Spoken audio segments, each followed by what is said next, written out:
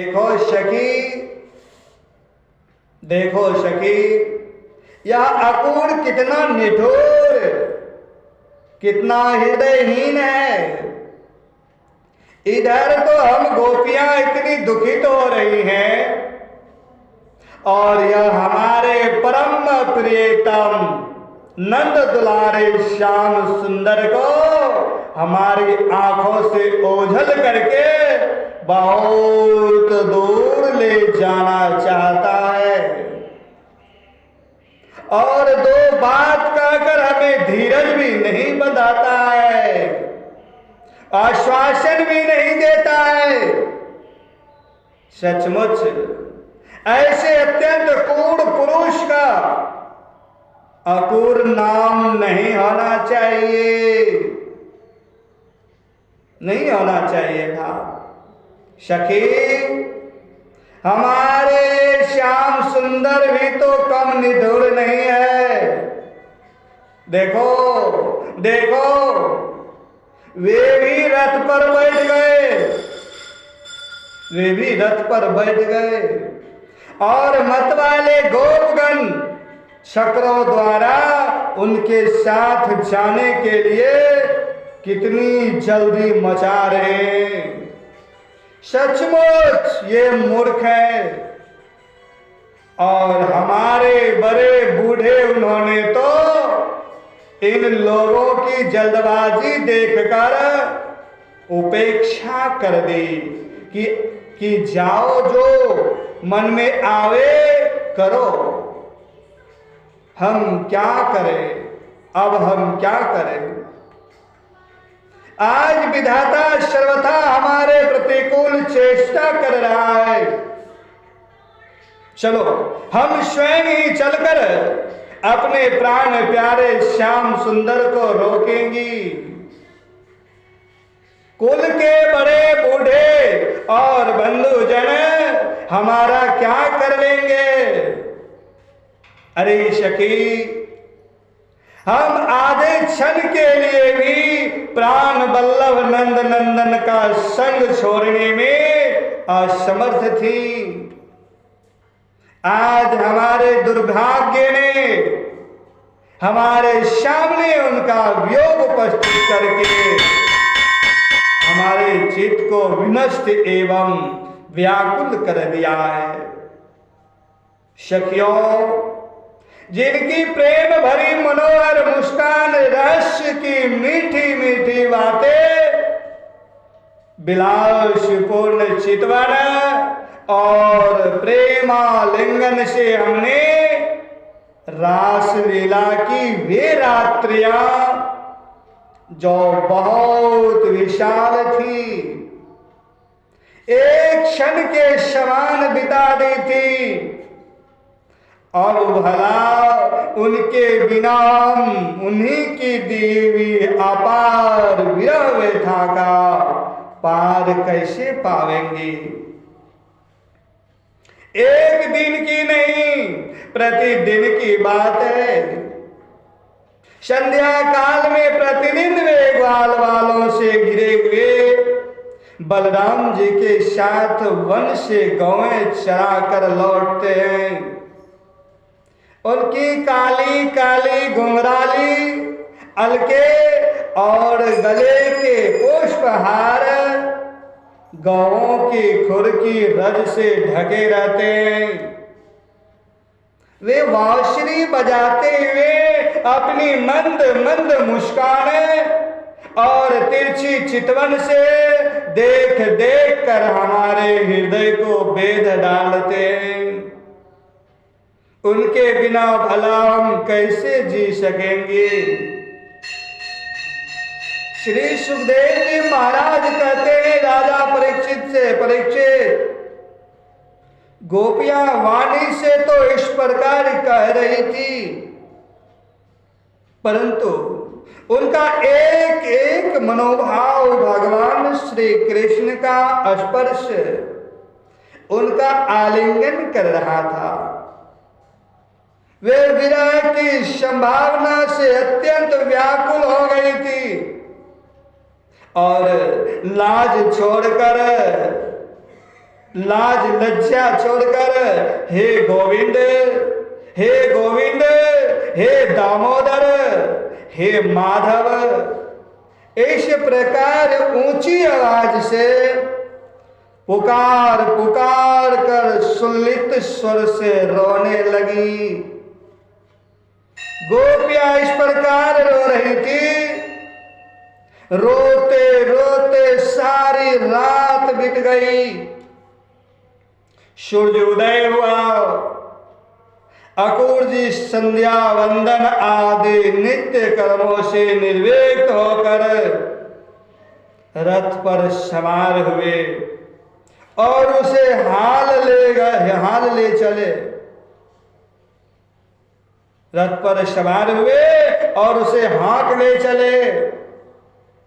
नंद बाबा आदि गोपों ने भी दूध, दही, मक्खन, घी आदि से भरे मटके और भेंट की बहुत सी सामग्रियां ले ली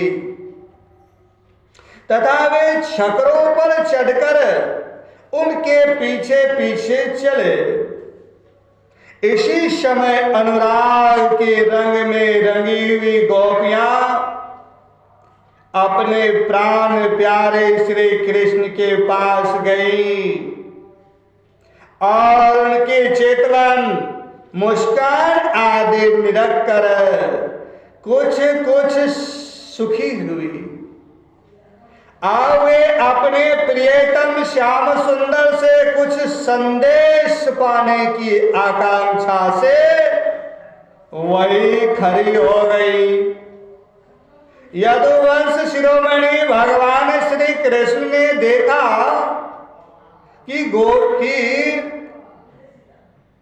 कि मेरे मथुरा जाने से गोपियों के हृदय में बड़ी जलन हो रही है,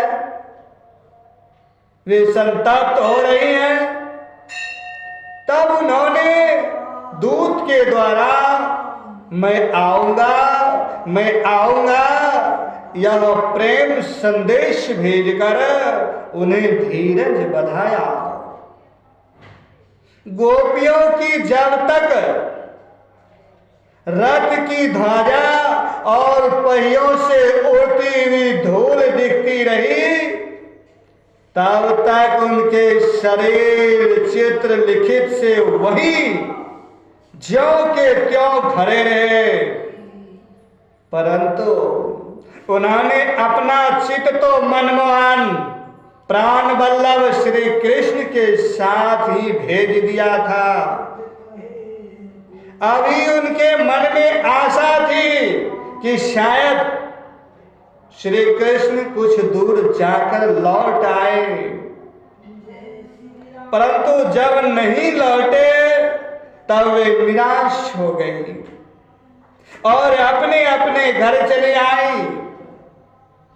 परीक्षित वे रात दिन अपने प्यारे श्याम सुंदर की लीलाओं का गान करती रहती थी और इस प्रकार अपने शोक संताप को हल्का करती थी। परीक्षित, इधर भगवान श्री कृष्ण भी, बलराम जी भी और अक्रूर जी के साथ वायु के समान वेग वाले रथ पर सवार होकर पाप नाशिनी यमुना जी के किनारे जा पहुंचे। वहां उन लोगों ने हाथ मुंह धोकर यमुना जी का मरकत मणि के समान नीला और अमृत के समान मीठा जल पिया। इसके बाद बलराम जी के साथ भगवान वृक्षों के झोरमुठ में खड़े रहकर सवार हो गए। अक्रूर जी ने दोनों भाइयों को रथ पर बैठाकर उनसे आज्ञा ली और यमुना जी के कुंड अनंत तीर्थ यात्रा ब्रह्मद पर आकर वे विधि पूर्वक स्नान करने लगे। उस कुंड में स्नान करने के बाद वे जल में डुबकी लगाकर गायत्री का जप करने लगे। उस समय जल के भीतर अक्रूर जी ने देखा कि श्री कृष्ण और बलराम दोनों भाई एक साथ ही बैठे हुए हैं। अब उनके मन में यह शंका हुई कि वसुदेव जी के पुत्रों को तो मैं रथ पर बैठा आया हूं, अब वे यहां जल में कैसे आ गए? जब यहां है तो शायद रथ पर नहीं होंगे। ऐसा सोचकर उन्होंने सिर बाहर निकाल कर देखा, वे उस रथ पर भी पूर्ववत बैठे हुए थे। उन्होंने यह सोचकर कि मैंने उन्हें जो जल में देखा था वह भ्रम ही रहा होगा, फिर डुबकी लगाई। परंतु फिर उन्होंने वहां भी देखा कि साक्षात अनंत देव श्री शेष जी विराजमान है और सिद्ध चारण गंधर्व एवं असुर अपने अपने सिर झुकाकर उनकी स्तुति कर रहे हैं। शेष जी के 1000 सिर हैं और प्रत्येक फन पर मुकुट शोभित है। कमलनाल के समान उज्जवल शरीर पर नीलांबर धारण किए हुए और उनकी ऐसी शोभा हो रही है मानव शास्त्र शिखरों से युक्त श्वेत गिरी कैलाश शोभायमान हो रहा है। अक्रूर जी ने देखा कि शेष जी की गोद में श्याम मेघ के समान घनश्याम विराजमान हो रहे हैं। वे रेशमी पीतांबर पहने हुए हैं। बड़ी शांत चतुर्भुज मूर्ति है और कमल की रक्त दल के समान रत्नारे नेत्र है। उनका बदन बड़ा ही मनोहर और प्रसन्नता का शरण है। उनका मधुर हास्य और चारों चितवन जिसको चुराए लेती है। बाहें सुंदर और नासिका तनिक ऊंची तथा बड़ी सुघड़ है। सुंदर कान कपोल और लाल लाल अधरों की छटा निराली है। बाहें घुटनों तक लंबी और हष्टपुष्ट हैं। कंधे ऊंचे और वक्षस्थल लक्ष्मी जी का आश्रय स्थान है। शंख के समान उतार चढ़ाव वाला सुडोल गला, गहरी नाभि और त्रिवेणी को युक्त उदर पीपल के पत्ते के समान शोभायमान हो रहा है। स्थूल कटी प्रदेश और नितंब, हाथ की सुर के समान जांघे, सुंदर घुटने एवं पिंडलियां हैं। एड़ी के ऊपर की गांठें उभरी हुई हैं और लाल लाल नखों से दिव्य ज्योतिर्मय किरणें फैल रही हैं। चरण कमल की अंगुलियां और अंगूठे नई और कोमल पखरियों के समान शोभित है।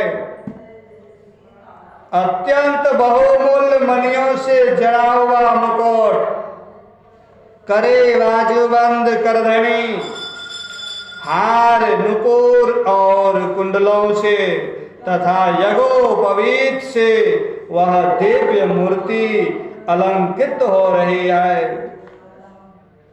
एक हाथ में पग शोभा पा रहा है और शेष 3 हाथों में शंख, चक्र और गदा, वक्षस्थल पर श्री वत्स का चिन्ह, गले में कौस्तुभ मणि और वनमाला लटक रही है। नंद नंद सुनंद आदि पार्षद अपने स्वामी शनकादि परम ऋषि परब्रह्म ब्रह्मा महादेव आदि देवता सर्वेश्वर मरीचि आदि 9 ब्राह्मण प्रजापति और प्रहलाद नारद आदि भगवान के प्रेमी भक्त तथा 8 वसु अपने परम प्रियतम भगवान समझकर भिन्न भिन्न भावों के अनुसार निर्दोष वेदवाणी से भगवान की स्तुति कर रहे हैं। साथ ही लक्ष्मी, पुष्टि, सरस्वती, कांति, कीर्ति और तुष्टि अर्थात ऐश्वर्य, बल, ज्ञान, श्री, यश और वैराग्य, ये श्रेष्ठ रूप शक्तियां इला सनिधि रूप पृथ्वी शक्ति ऊर्जा, लीला शक्ति, विद्या जीवों के मोक्ष और बंधन में कारण रूपा बहिरंग शक्ति, हृदयनी संबित अंतरंग शक्ति और माया आदि शक्तियां मूर्तिमान होकर उनकी सेवा कर रही है। भगवान की झांकी निरख कर अकूर जी का हृदय परमानंद से लबालब भर गया। उन्हें परम भक्ति प्राप्त हो गई। सारा शरीर हर्षावेश से पुलकित हो गया। प्रेम भाव का उद्रेक होने से उनके नेत्र आंसू से भर गए। प्रेम भाव का उद्रेक होने से उनके नेत्र आंसू से भर गए। अकूर जी ने अपना साहस बटोर कर भगवान के चरणों में सिर रखकर प्रणाम किया और वे उसके बाद हाथ जोड़कर बड़ी सावधानी से धीरे धीरे गदगद स्वर से भगवान की स्तुति करने लगे। श्यावर रामचंद्र भगवान